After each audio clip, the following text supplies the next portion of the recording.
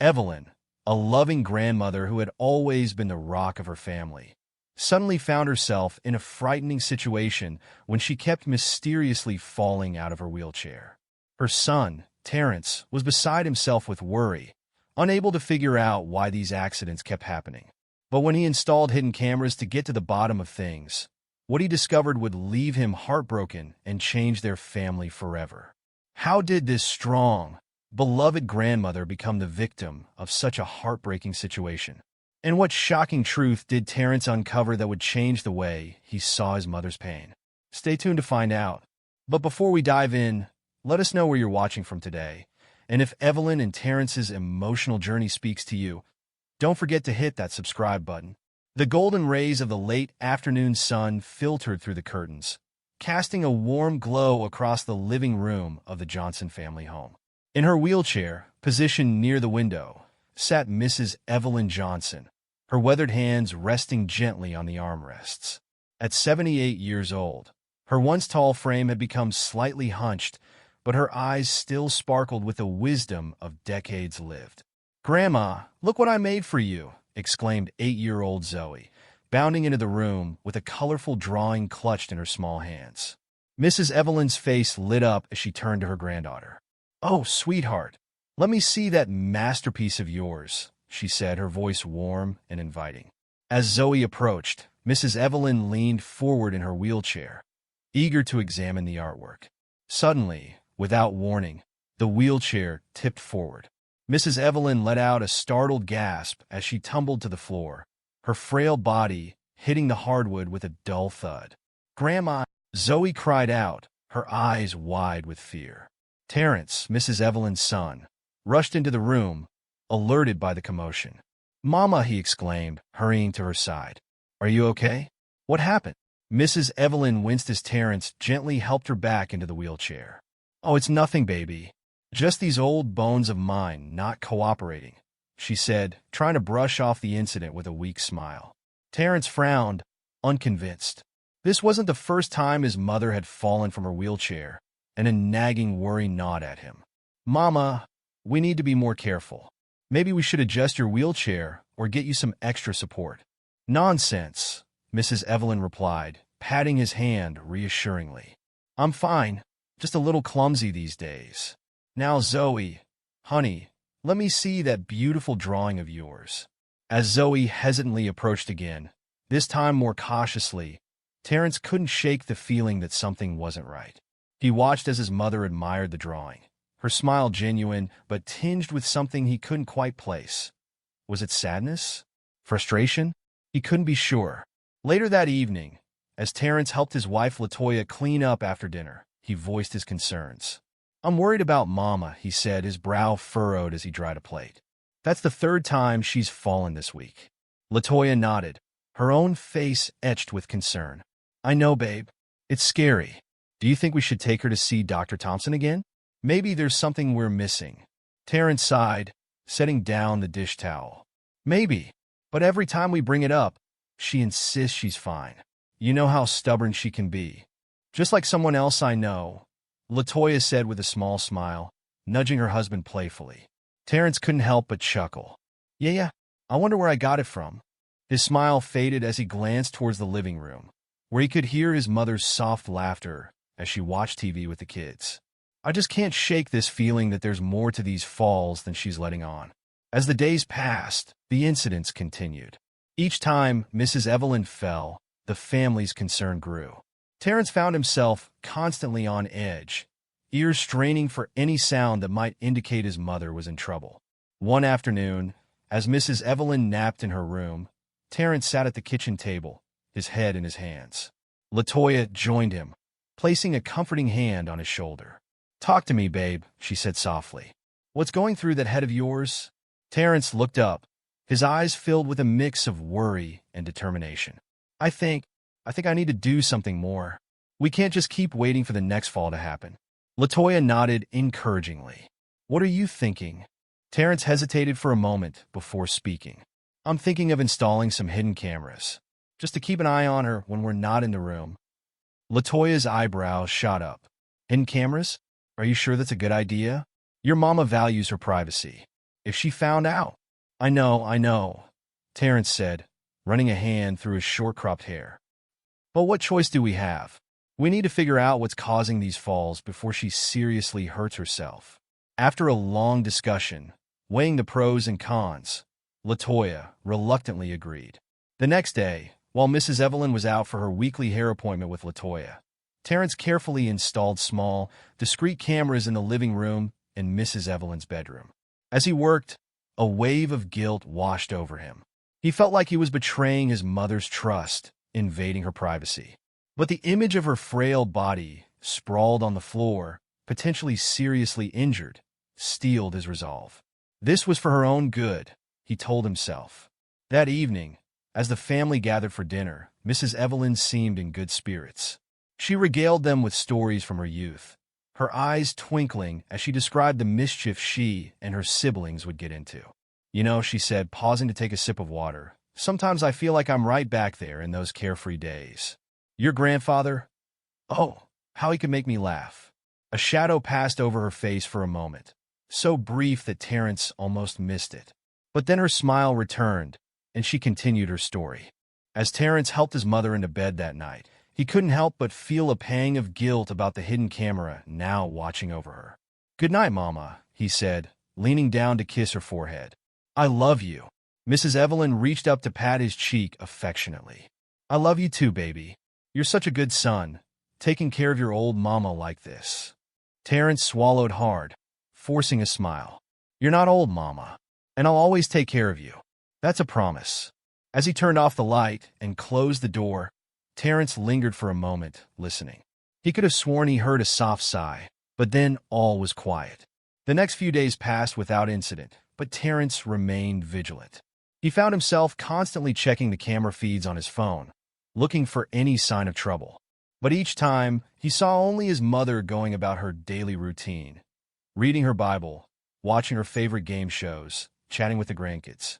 The morning sun streamed through the kitchen window, casting a warm glow on the Johnson family as they gathered for breakfast.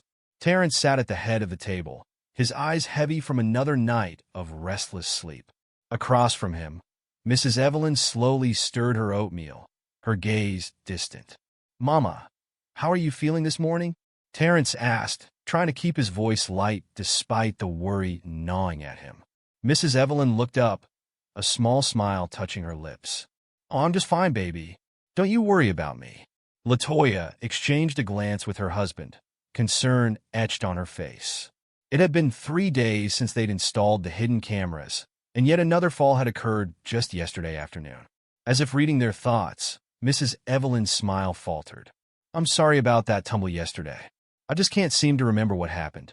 One minute I was sitting there, and the next." She trailed off, shaking her head. Terrence leaned forward, his breakfast forgotten. "Mama, it's okay. We just want to make sure you're safe. Do you think maybe we should talk to Dr. Thompson again?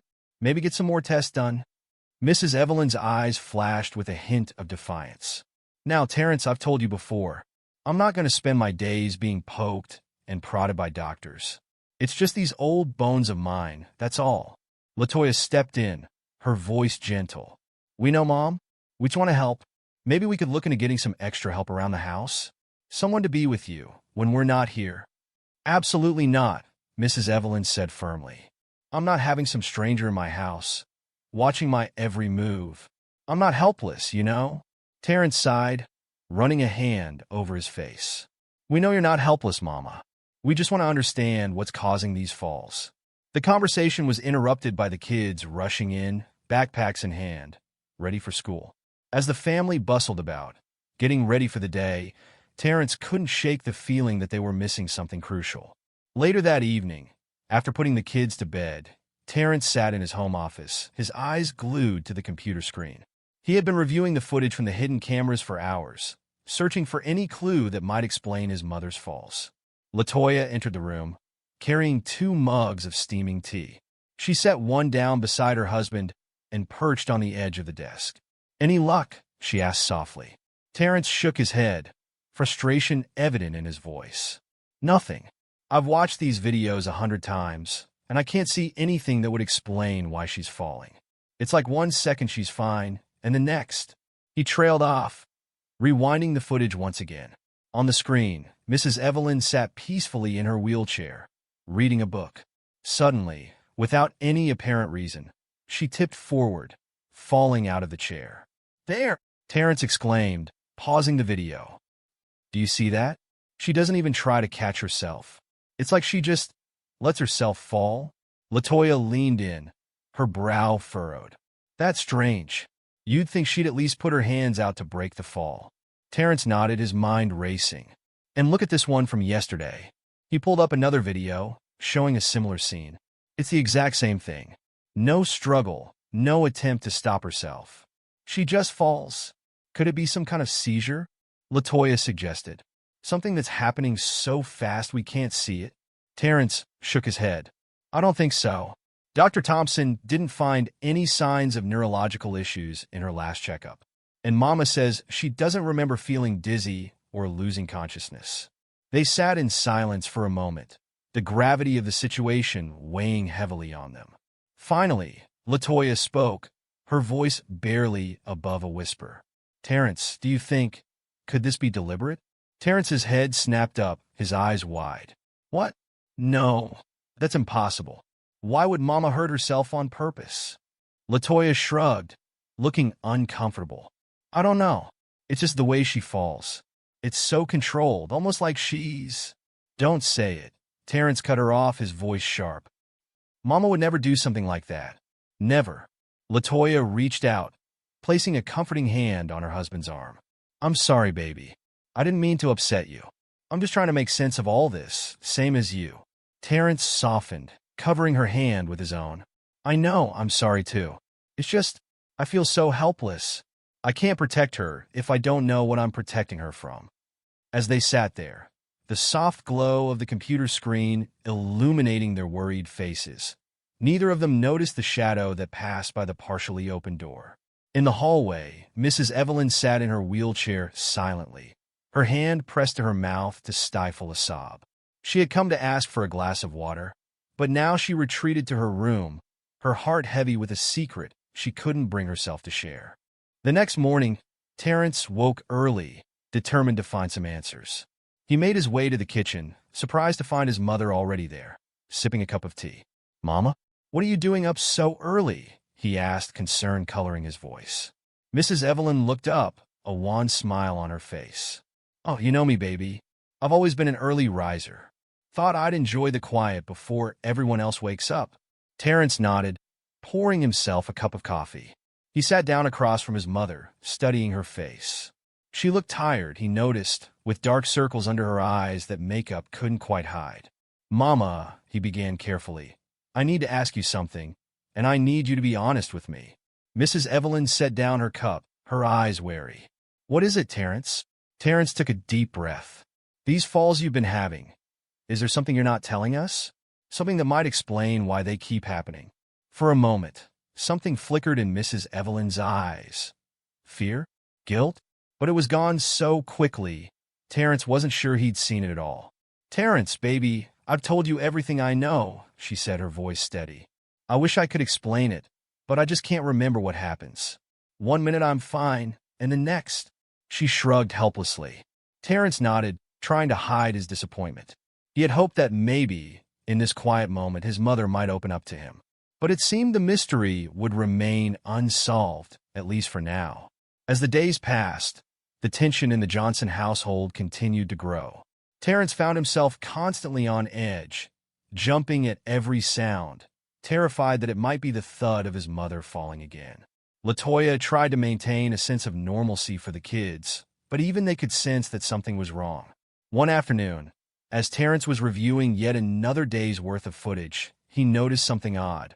In each of the videos leading up to a fall, his mother seemed to be talking to herself.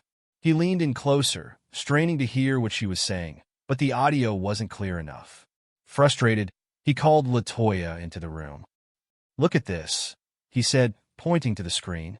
"Do you see how her lips are moving just before she falls? It's like she's talking to someone, but there's no one there." Latoya frowned, studying the footage. "You're right. I wonder what she's saying." Terrence shook his head. "I can't make it out, but it happens every time, right before she falls." It can't be a coincidence. They looked at each other, the same thought crossing their minds. Could this be a sign of dementia? Was Mrs. Evelyn experiencing hallucinations? We need to talk to Dr. Thompson, LaToya said firmly. This isn't normal, Terrence. Whatever's going on, your mama needs help. Terrence nodded, feeling a mix of relief and dread. On one hand, they might finally get some answers. On the other, he was terrified of what those answers might be. That evening, as the family sat down to dinner, Terrence cleared his throat. Mama, he began, trying to keep his voice steady, LaToya and I have been talking, and we think it might be a good idea to schedule another appointment with Dr. Thompson. Mrs. Evelyn looked up from her plate, her fork pausing midway to her mouth. Oh, and why is that? Terrence exchanged a glance with LaToya before continuing. We're just concerned about these falls, Mama. We want to make sure there isn't something we're missing. For a moment, Mrs. Evelyn said nothing. Then, to everyone's surprise, she let out a small chuckle. You two worry too much. I'm fine, really. Just a little clumsy in my old age, that's all. But Mama, Terrence pressed, these falls aren't normal. And we've noticed, well, sometimes it seems like you're talking to yourself just before it happens. The smile froze on Mrs. Evelyn's face. For a split second, Terrence saw something in her eyes, a flicker of panic, quickly replaced by a carefully neutral expression. I don't know what you're talking about, Terrence, she said, her voice unnaturally calm. I certainly don't talk to myself. Maybe your eyes are playing tricks on you. LaToya stepped in, her voice gentle. Mom, we're not trying to upset you. We just want to make sure you're okay. If there's something going on, something you're not telling us, we want to help. Mrs. Evelyn set down her fork, her appetite apparently gone. I appreciate your concern, both of you. But I'm telling you, there's nothing wrong with me that a little rest won't cure. Now, if you'll excuse me, I think I'll turn in early tonight. Before anyone could protest, she wheeled herself away from the table and towards her room. Terrence and LaToya watched her go, their hearts heavy with worry and frustration. Later that night, as Terrence lay awake in bed, he couldn't shake the feeling that they were missing something crucial. He replayed the conversation at dinner in his mind, trying to make sense of his mother's reaction. Suddenly, he sat bolt upright, startling LaToya awake. The cameras, he said, his voice urgent. We need to check the cameras right now. Confused and groggy, LaToya followed her husband to the home office. Terrence quickly pulled up the live feed from his mother's room, his heart racing. On the screen, they saw Mrs. Evelyn sitting up in bed, her wheelchair pushed to the side. Her lips were moving, and this time, thanks to the camera's proximity, they could clearly hear what she was saying. I'm trying, my love, she whispered, her voice thick with emotion. I'm trying to join you, but they won't let me go. Terrence and LaToya looked at each other, shock and horror dawning on their faces as the terrible truth began to sink in. The mystery of Mrs. Evelyn's falls was finally unraveling, but the reality was far more heartbreaking than they could have ever imagined. Terrence's heart raced as he frantically searched through more footage. He wasn't able to make out her words earlier, but now he had an idea what she must be saying. To his horror, he found the same pattern repeated in every fall. Each time, his mother would whisper similar phrases. I'm coming, darling. Just wait for me. We'll be together again, I promise. I can't bear this loneliness anymore. I'm on my way. The truth hit Terrence like a physical blow. These falls weren't accidents. They weren't caused by frailty or clumsiness. His mother was deliberately trying to hurt herself. They sat in stunned silence for a moment, the gravity of the situation settling over them like a heavy blanket. Finally, LaToya spoke, her voice barely above a whisper. What do we do now? Terrence ran a hand over his face, his mind racing. I don't know, but we can't ignore this. We have to confront her, get her help. LaToya nodded, squeezing her husband's shoulder. First thing in the morning, she agreed. We'll talk to her together. As they made their way back to bed, neither of them could shake the image of Mrs. Evelyn, alone in her room, whispering to a husband who was no longer there. Sleep didn't come easy that night. The next morning, Terrence woke early, his heart heavy with the knowledge of what he had to do. He found LaToya in the kitchen, already brewing a pot of coffee. They exchanged a look of silent understanding. Is Mama up yet? Terrence asked, his voice low. Latoya shook her head. I haven't heard her moving around. Do you want me to check on her? Terrence nodded, grateful for his wife's support. As Latoya disappeared down the hallway, he poured himself a cup of coffee, trying to steady his nerves. How do you confront your mother about something like this? A few minutes later, Latoya returned with Mrs. Evelyn. The elderly woman looked tired, dark circles under her eyes betraying a restless night. Good morning, Mama, Terrence said, forcing a smile. How did you sleep? Mrs. Evelyn waved a dismissive hand. Oh, you know how it is at my age. Sleep comes and goes. But I'm just fine. Don't you worry. Terrence and Latoya exchanged a glance. It was now or never. Mama, Terrence began, his voice gentle but firm. We need to talk about something important. Can you join us in the living room? A flicker of uncertainty passed over Mrs. Evelyn's face, but she nodded. Of course, baby. What's this about? As they settled in the living room, Mrs. Evelyn in her wheelchair and Terrence and Latoya on the couch across from her, an uncomfortable silence fell over them. Terrence took a deep breath, steeling himself for what was to come. Mama, he started, his voice cracking slightly. We know about the falls. We know they're not accidents. Mrs. Evelyn's face remained impassive, but her hands tightened on the armrests of her wheelchair. I don't know what you're talking about, Terrence. I told you I'm just a little clumsy these days. Terrence leaned forward, his eyes pleading. Mama, please. We saw the footage. We heard what you were saying before each fall. For a moment, Mrs. Evelyn said nothing. Then, almost imperceptibly, her shoulders sagged. You've been watching me? She asked, her voice small and defeated. We were worried about you, Latoya explained gently. We just wanted to understand what was causing the falls. We never expected. She trailed off, unable to finish the sentence. Mrs. Evelyn looked away, her gaze fixed on a framed photo of her late husband on the mantel. Show me, she said quietly. Terrence hesitated, then nodded. He retrieved his laptop and pulled up one of the video clips. As they watched together, Mrs. Evelyn's whispered words filled the room. I'm coming, my love. We'll be together soon. When the clip ended, there was a heavy silence. Then, to Terrence and Latoya's surprise, Mrs. Evelyn began to laugh. It was a hollow, mirthless sound that soon gave way to heart-wrenching sobs. Oh, look at me, she cried, tears streaming down her weathered cheeks. What a foolish old woman I've become. Terrence moved to kneel beside his mother's wheelchair, taking her trembling hands in his. Mama, please. Talk to us. Help us understand. Mrs. Evelyn took a shaky breath, her eyes meeting her son's. I miss him, Terrence. I miss your father so much it physically hurts. Every day without him feels like an eternity. Terrence felt his own eyes filling with tears. I know, Mama. We all miss him. But this, what you're doing, it's not the answer. Mrs. Evelyn shook her head, a bitter smile on her lips. You don't understand, baby. You have your whole life ahead of you. Your beautiful wife, your children. But me? I'm just a burden now, a shell of who I used to be. That's not true, Latoya exclaimed, moving to join them. You're not a burden, Mom. You're the heart of this family.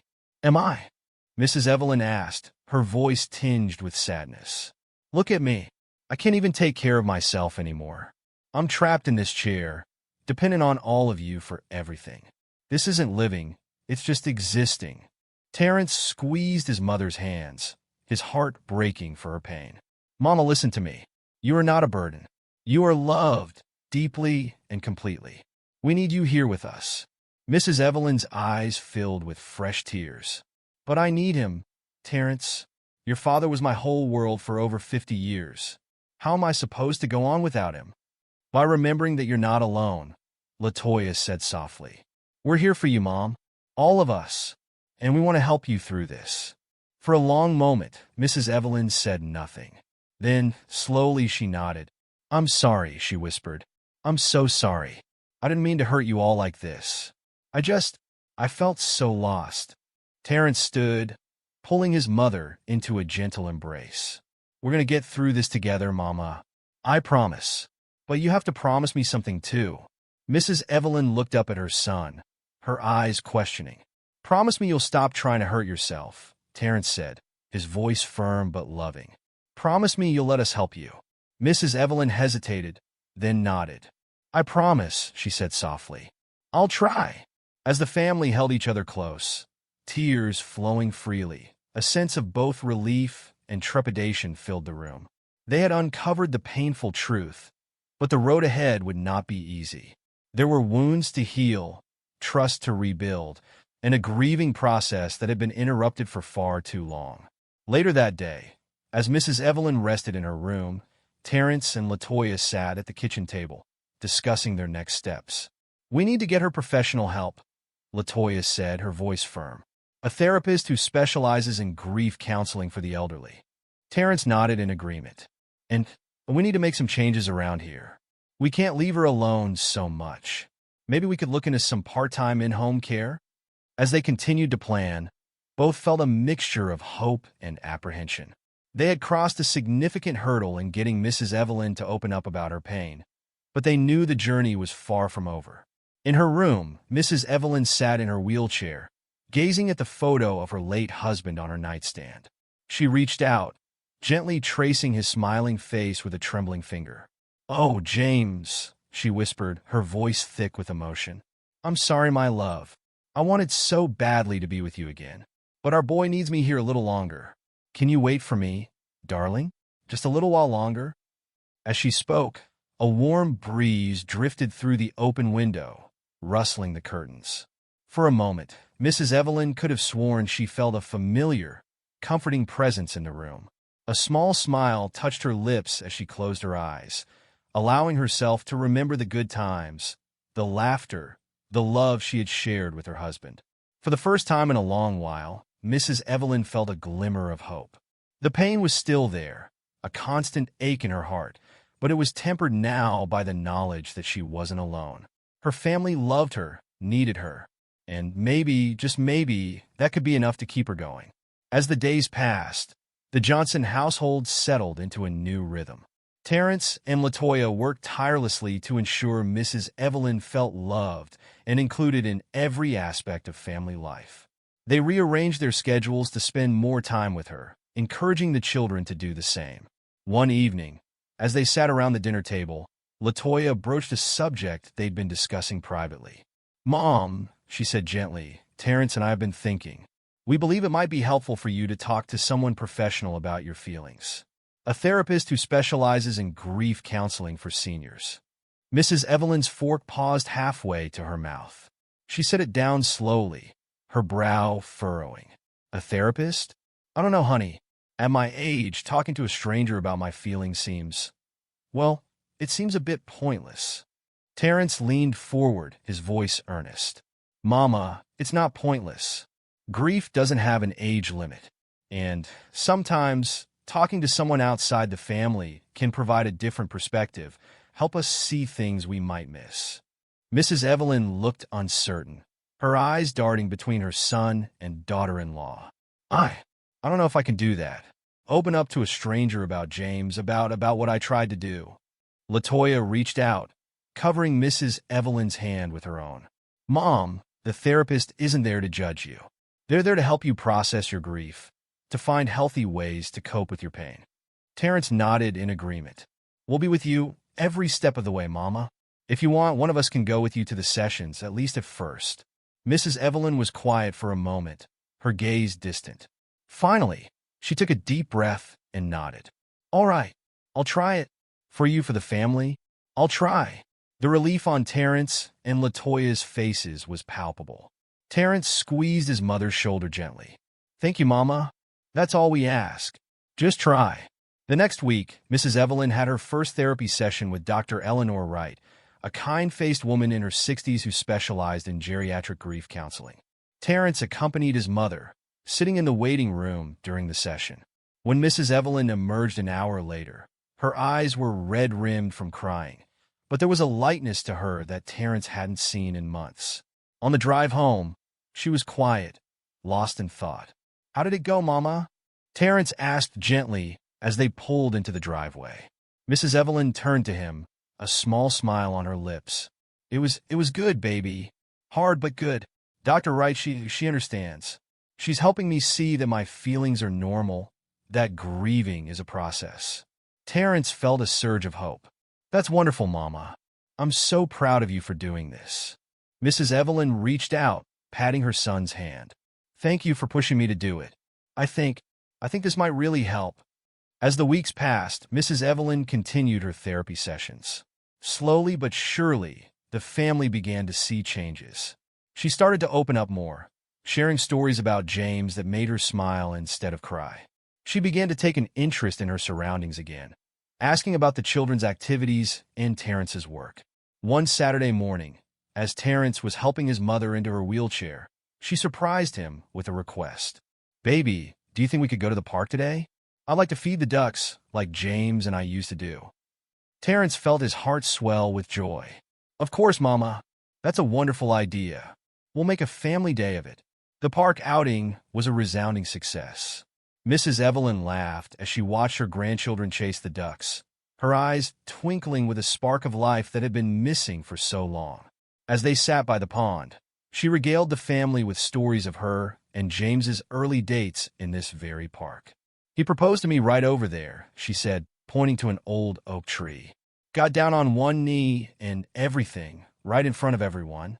I was so embarrassed, but oh, so happy. Terrence watched his mother as she spoke, marveling at the change in her. There was still sadness in her eyes, but it was tempered now by fond remembrance and love. That evening, as Terrence was tucking his mother in a bed, she reached out and took his hand. Terrence, she said softly, I want you to know something. What is it, Mama? He asked, sitting on the edge of her bed. Mrs. Evelyn's eyes shimmered with unshed tears, but her smile was genuine. I'm glad I'm still here. I'm glad you didn't let me give up. I think James would be proud of us, don't you? Terrence felt his own eyes fill with tears. He leaned down, pulling his mother into a gentle embrace. You would, Mama? He'd be so proud of you. And so am I. As the months passed, the Johnson family settled into a new normal. Mrs. Evelyn continued her therapy sessions, gradually learning to navigate her grief in healthier ways. The family made a concerted effort to keep her involved in their daily lives, from helping with homework to planning family outings. One evening, as they sat around the dinner table, Mrs. Evelyn surprised everyone with an announcement. I've been thinking, she said, her voice steady and clear. I'd like to start a grief support group at the community center for other seniors who've lost their spouses. Dr. Wright thinks it's a good idea, and, well, I think I could help others who are going through what I did. The table fell silent for a moment, everyone processing this unexpected declaration. Then, Terrence broke into a wide smile. Mama, that's a wonderful idea. I think you'd be great at that. LaToya nodded enthusiastically. Absolutely, Mom. Your experience could really help others who are struggling. Mrs. Evelyn's eyes sparkled with a mixture of excitement and nervousness. You really think so? I'm not sure I'm qualified, but I know how much it would have helped me to talk to someone who understood in those early days. Terrence reached out, squeezing his mother's hand. You're more than qualified, Mama. Your strength, your journey, it's inspiring. And I know Dad would be so proud of you for wanting to help others. At the mention of James, Mrs. Evelyn's eyes misted over, but her smile remained. You're right, baby. James always did say I had a gift for comforting people. Maybe this is my way of honoring his memory. As the family discussed the logistics of starting the support group, Terrence couldn't help but marvel at the transformation in his mother. The woman who had once been so lost in her grief that she tried to harm herself was now looking to use her experience to help others. It was a testament to her strength, to the power of love and support, and to the human spirit's capacity for healing.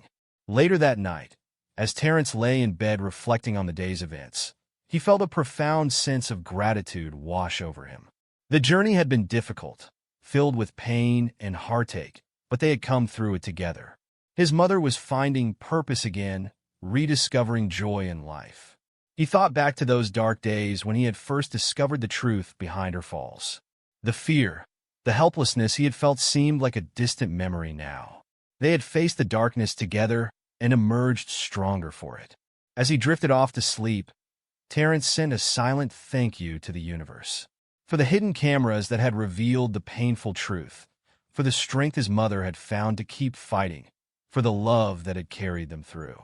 They had weathered the storm, and though the seas might never be completely calm again, they had learned to navigate the waves together. In her room, Mrs. Evelyn lay awake, her thoughts drifting to James. She reached out, touching the empty space beside her where he used to sleep. "I'm doing it, my love," she whispered into the darkness. "I'm living, just like you would have wanted, and I'm going to help others do the same. Watch over me, darling. I'll see you again someday, but not yet. Not yet." With a peaceful smile on her face, Mrs. Evelyn closed her eyes, ready to face whatever tomorrow might bring. She was no longer just existing, she was living, and that, she knew, was the greatest tribute she could pay to the love she and James had shared. The warm glow of the afternoon sun filtered through the windows of the community center, casting long shadows across the circle of chairs arranged in the middle of the room. Mrs. Evelyn Johnson sat in her wheelchair at the head of the circle, her hands folded neatly in her lap as she watched the small group of elderly men and women file in, their faces a mixture of apprehension and hope. It had been 6 months since Mrs. Evelyn had first proposed the idea of starting a grief support group for seniors who had lost their spouses. With the help of her family and Dr. Wright, she had worked tirelessly to make it a reality. Now, as she looked around at the faces of those who had come seeking solace and understanding, she felt a flutter of nervous excitement in her chest. "Welcome, everyone," Mrs. Evelyn said, her voice warm and inviting. "Thank you for joining us today. I know how difficult it can be to take that first step, to reach out when you're hurting, but I want you all to know that you're not alone in this journey." As the meeting progressed, Mrs. Evelyn shared her own story. The crushing weight of grief that had driven her to despair, the love of her family that had pulled her back from the brink, and the ongoing process of healing and rediscovery. She watched as the tension in the room slowly eased, saw heads nodding in understanding and eyes glistening with unshed tears. One by one, the other members of the group began to open up, sharing their own stories of loss and loneliness. Mrs. Evelyn listened intently, offering words of comfort and encouragement when needed, guiding the conversation with a gentle hand. As the meeting drew to a close, a frail-looking woman named Margaret approached Mrs. Evelyn, her eyes red-rimmed but filled with gratitude.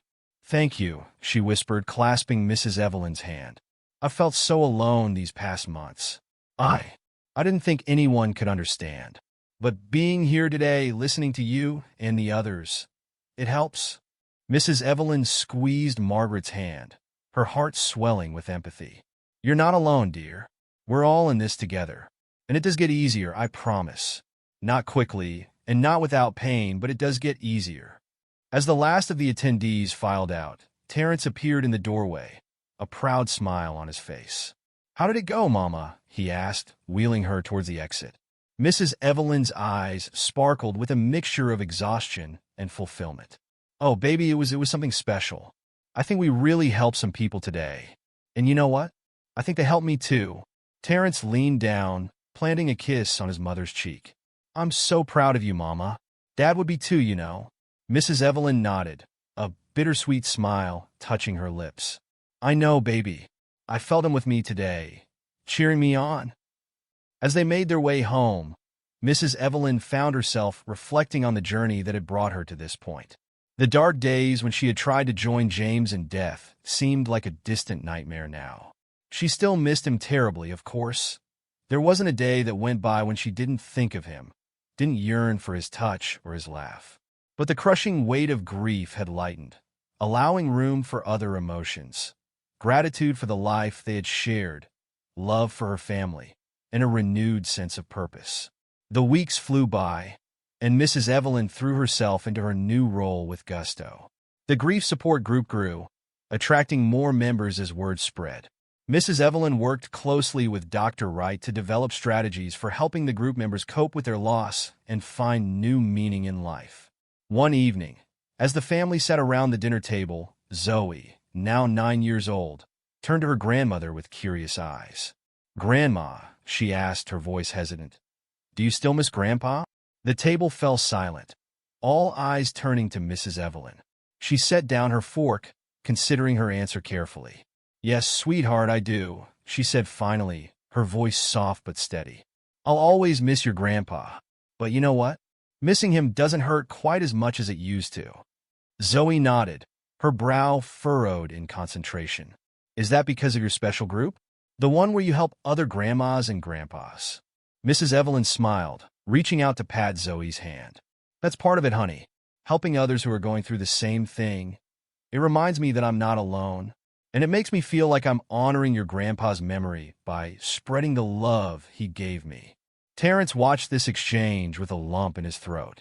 The transformation in his mother never ceased to amaze him. Gone was the fragile, despairing woman who had tried to harm herself. In her place was this strong, compassionate matriarch who was not only facing her own grief, but helping others navigate theirs as well. Later that night, as Terrence was helping his mother prepare for bed, she surprised him with a request. "Terrence, baby," she said, her voice hesitant, "I've been thinking I'd like to visit your father's grave." Terrence paused in the act of turning down the bed covers, his heart skipping a beat. Mrs. Evelyn hadn't visited James's grave since the funeral, always finding excuses to avoid it. "Are you sure, Mama?" he asked gently. "There's no rush if you're not ready." Mrs. Evelyn nodded, her eyes clear and determined. "I'm sure.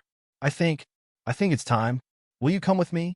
Terrence pulled his mother into a gentle embrace. "Of course, Mama. Whenever you're ready." The next morning dawned bright and clear, a crisp autumn breeze rustling the leaves of the old oak trees that lined the cemetery path.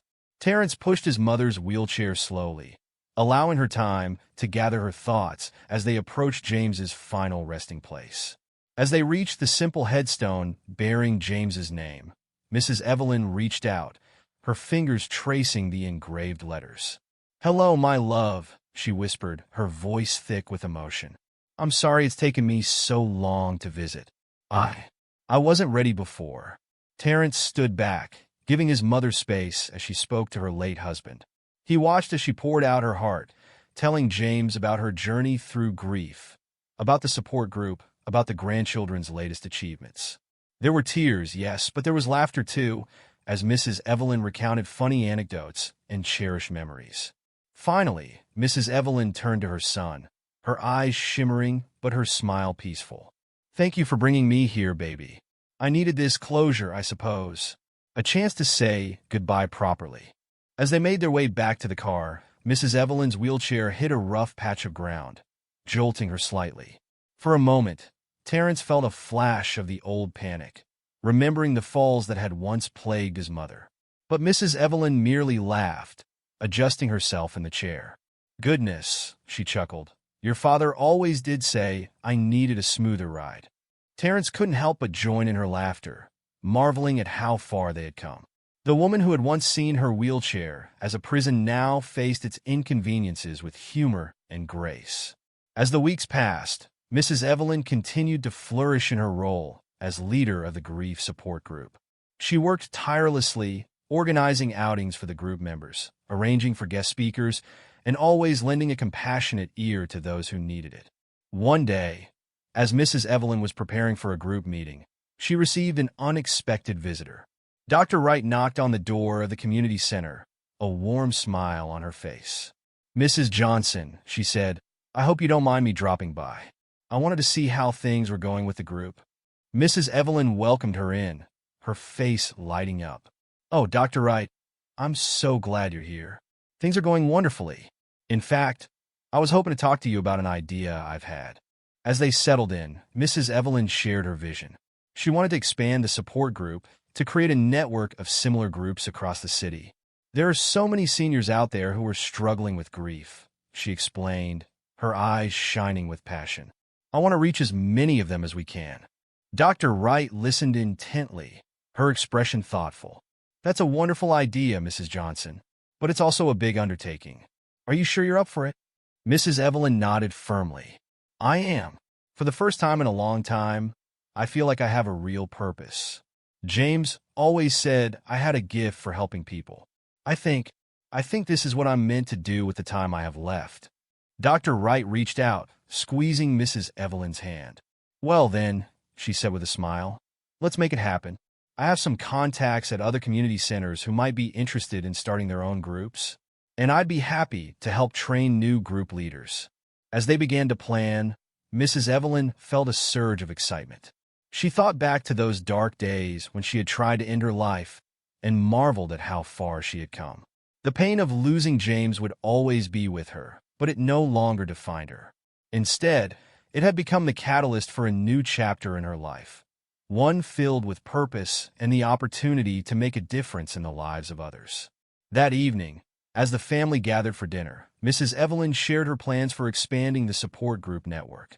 Terrence and LaToya listened with growing amazement as she outlined her vision, her eyes alight with enthusiasm. "Mama," Terrence said when she had finished, "this is incredible. But are you sure it's not too much? We don't want you overexerting yourself." Mrs. Evelyn fixed her son with a determined look. "Terrence, baby, I may be old and I may be in this wheelchair, but I am far from finished. This work, it gives me strength. It makes me feel alive in a way I haven't felt since your father passed." LaToya reached out, squeezing her mother-in-law's hand. "We're so proud of you, Mom. If this is what you want to do, we're behind you 100%. As the weeks turned into months, Mrs. Evelyn's vision began to take shape. With the help of Dr. Wright and a team of volunteers, new grief support groups were established in community centers across the city. Mrs. Evelyn took on the role of mentor, training new group leaders and sharing her experiences. The work was challenging, often emotionally draining, but Mrs. Evelyn thrived on it. She found herself looking forward to each day, eager to make a difference in the lives of others who were struggling with loss. One afternoon, as Mrs. Evelyn was preparing to leave for a training session at a new support group location, she caught sight of herself in the hallway mirror. She paused, studying her reflection. The face that looked back at her was lined with age, yes, but it was also alive with purpose. Her eyes, once dulled by grief, now sparkled with determination and compassion. "Well, James," she murmured to herself, a small smile playing on her lips, "what do you think of your old girl now? I'm not ready to join you just yet, my love. I've still got work to do down here." As if in response, a warm breeze drifted through the open window, carrying with it the scent of blooming roses, James's favorite flower. Mrs. Evelyn closed her eyes, basking in the moment. She could almost feel his presence, his pride and love washing over her. The sound of a car horn outside broke the spell. Mrs. Evelyn opened her eyes, her smile widening. Terrence was waiting to drive her to the community center. With a final glance at her reflection, she wheeled herself towards the door, ready to face another day of challenges and opportunities. As they drove, Terrence couldn't help but marvel at the change in his mother. Gone was the defeated woman who had once seen her wheelchair as a prison. In her place was this vibrant, purposeful person who viewed her mobility aid as simply another tool to help her achieve her goals. "You know, Mama," Terrence said as they neared the community center, "I was thinking about those hidden cameras we installed all those months ago." Mrs. Evelyn turned to him, her eyebrow raised. "Oh, what about them, baby?" Terrence shook his head, a rueful smile on his face. "I was so scared back then, so desperate to figure out what was causing your falls. I never imagined that those cameras would lead us here, to all of this." Mrs. Evelyn reached out, patting her son's hand. "Life has a funny way of working out, doesn't it? Those cameras, they saved my life in more ways than one. They didn't just stop me from hurting myself. They opened the door to this new chapter of my life." As they pulled up to the community center, they saw a small crowd gathered outside.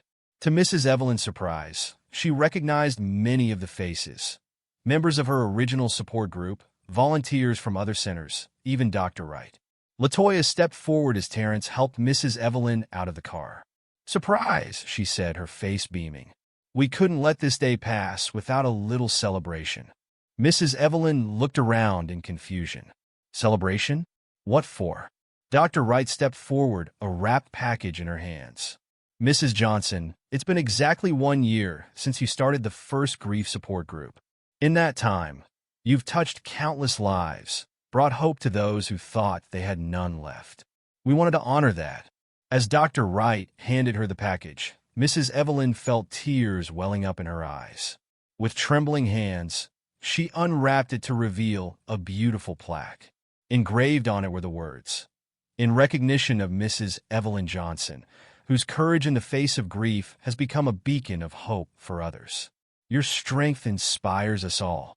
Mrs. Evelyn looked up at the smiling faces surrounding her, her heart overflowing with emotion.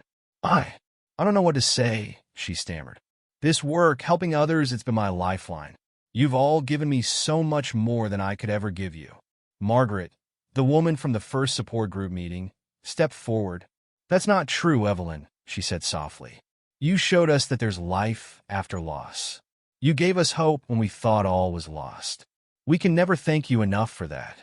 As the group moved inside for a small reception, Mrs. Evelyn found herself surrounded by well-wishers, each with a story to share about how the support group had helped them. She listened with a full heart, marveling at the ripple effect of healing that had spread from her own journey through grief. Later that evening, as the family sat around the dinner table, the mood was celebratory.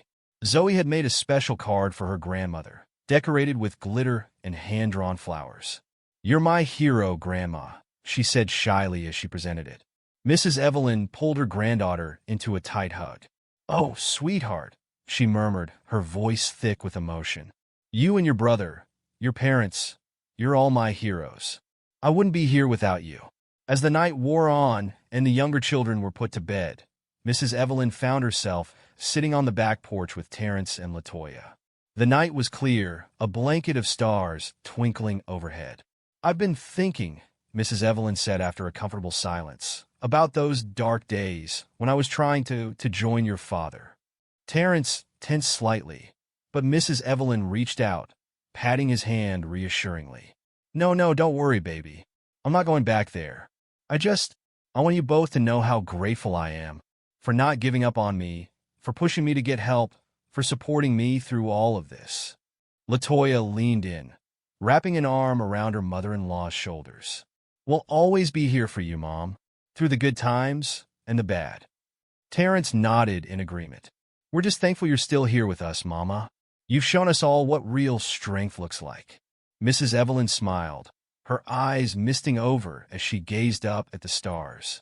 "You know," she said softly, "I used to think that loving someone meant you couldn't go on without them.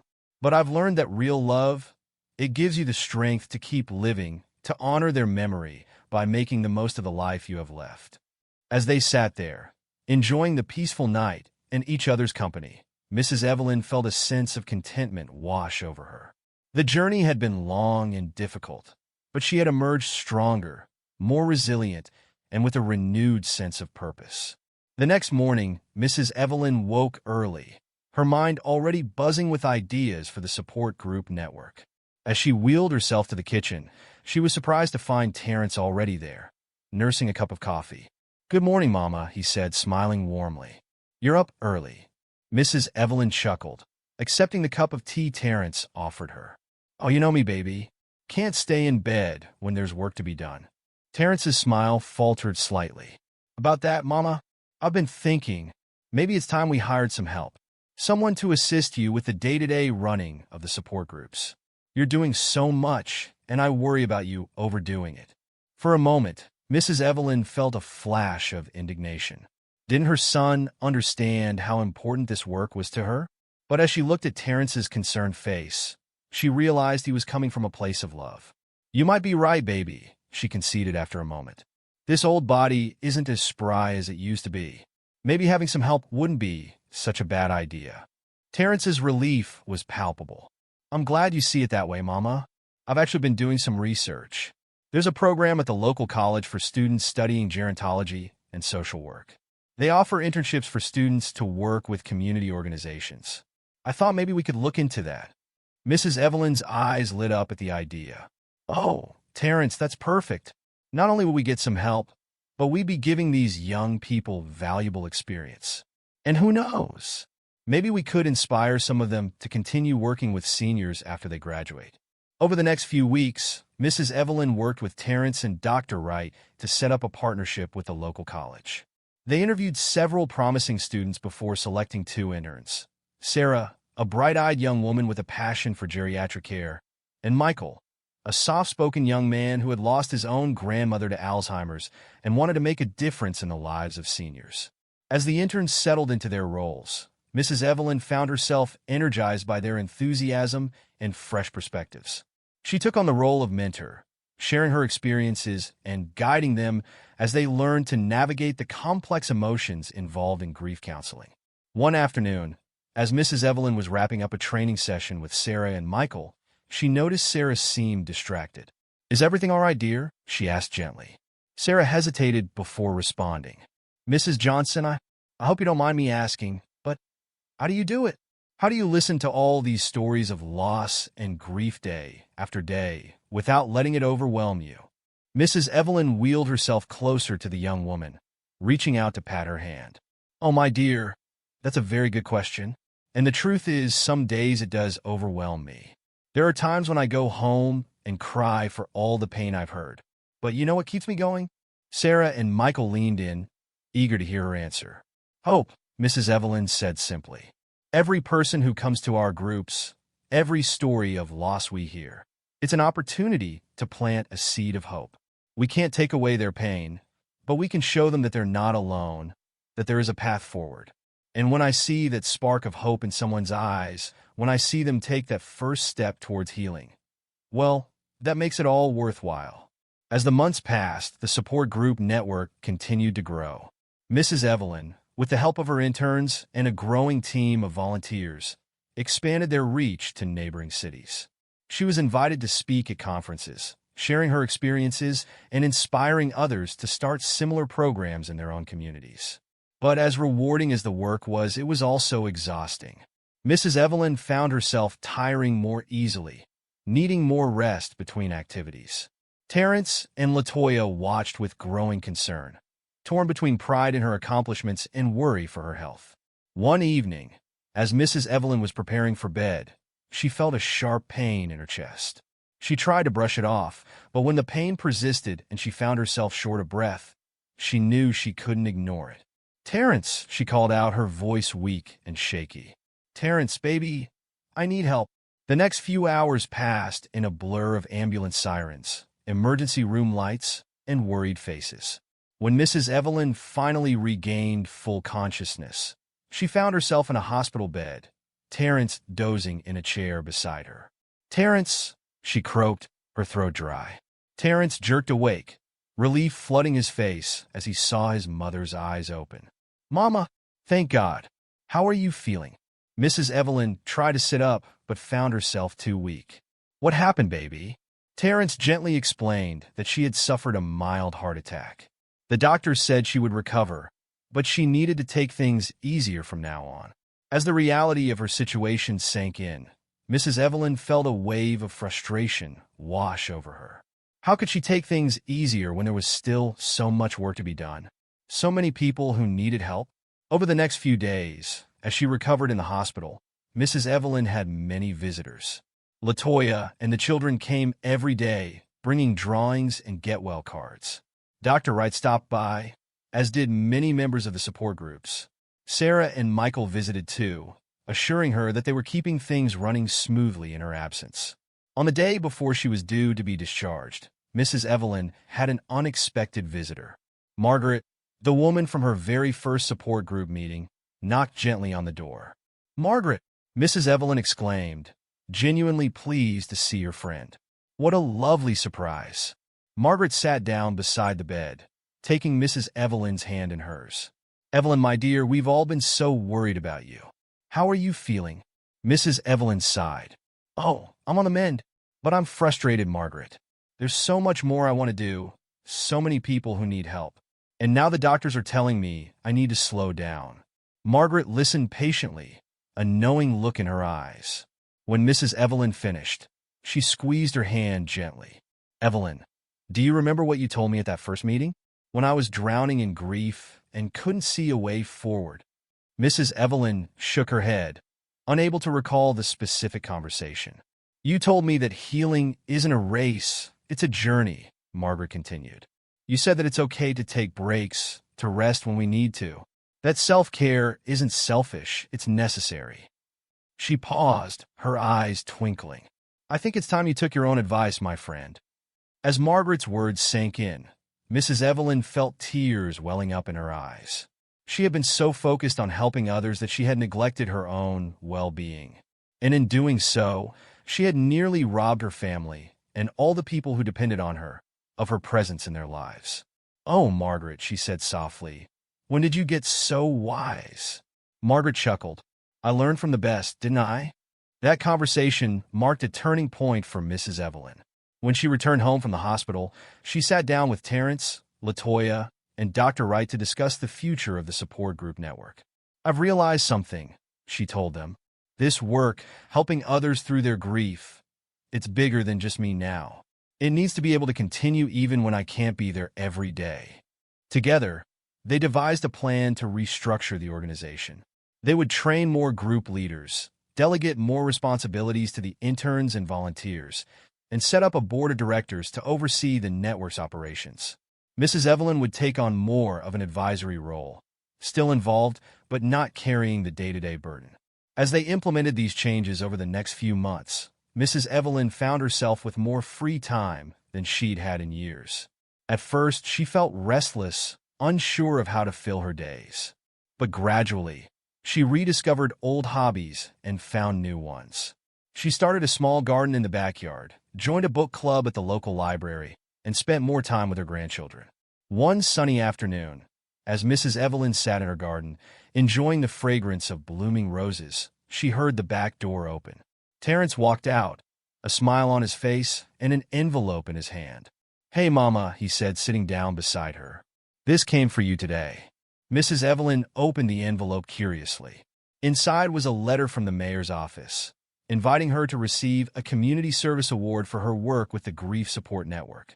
As she read the letter, Mrs. Evelyn felt a swirl of emotions: pride, gratitude, and a touch of nostalgia. She looked up at Terrence, her eyes shining. "Oh, baby," she said softly. "Can you believe how far we've come?" Terrence wrapped an arm around his mother's shoulders, pulling her close. "I can, Mama. You're the strongest person I know. You've turned your pain into purpose, and you've helped so many people along the way." Mrs. Evelyn leaned into her son's embrace, her thoughts drifting to James. She could almost hear his voice, filled with pride and love. "We did good, Evie," he seemed to say. "We did real good." As the sun began to set, casting a golden glow over the garden, Mrs. Evelyn felt a deep sense of peace settle over her. The pain of losing James would always be a part of her, but it no longer defined her. She had found a way to honor his memory by living her life to the fullest, by spreading love and hope to others who were suffering. She thought back to those dark days when she had tried to harm herself, when the grief had seemed too heavy to bear. How different things were now. She had faced her pain, worked through it, and emerged stronger on the other side. And in doing so, she had not only saved herself, but had become a beacon of hope for others. "You know, Terrence," she said, her voice soft but firm, "I think I'm ready for whatever comes next.